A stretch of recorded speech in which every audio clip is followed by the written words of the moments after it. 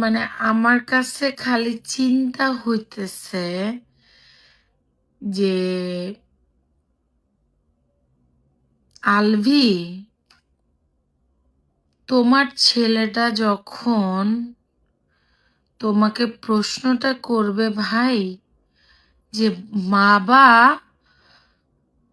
আমার মা কেন দুনিয়া ছেড়ে চলে গেল, আমার আমার মা আমাকে এত আদর করত, আমার মা কেন আত্মহত্যা করলো, কি জবাব দিবা? জবাব নাই।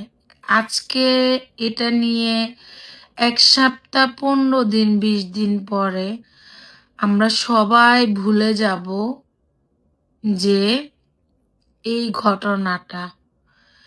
কিন্তু যে ছেলেটা এত ছোট, ওরা তো ছোট ছোট ব্লগ করতো না, ব্লগগুলো আমি দেখতাম। দেখেন আমরা কি পরিমাণ খারাপ হইতে পারে, আমরা নারীরা আমরা জেনে শুনে আরেকটা সংসারে ঢুকে যাই। আমরা জানি তার একটা সুন্দর সংসার। আলভির বউ আমার মতো নাতুস নুতুস, সে কত জিম করে নিজেকে ফিট রাখার জন্য, এত স্ট্রং একটা মানুষ। হাজবেন্ড শুটিং এ যাইতো, ঘর থেকে রান্না করে টিফিন করে পাঠাইতো, তারপরও হাজবেন্ডকে কন্ট্রোল করতে পারে নাই। অথচ প্রেমের বিয়ে, ১ যুগের বেশি সংসার, পারে নাই। আমি মনে করি যেসব নারী, বিশ্বাস করেন আপনারা হাহা দিবেন, আমি মনে করি যেসব নারী সংসার পাগল, যেসব নারী সংসার পাগল, জামাইয়ের ফোন চেক করবেন, জামাইকে সব সময়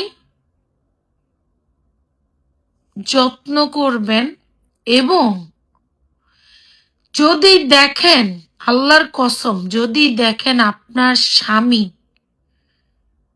কোনো নারীর উপর আসক্ত হয়ে গেছে, ওই নারীকে কিচ্ছু বলবেন না, কারণ বলে কোনো লাভ নাই।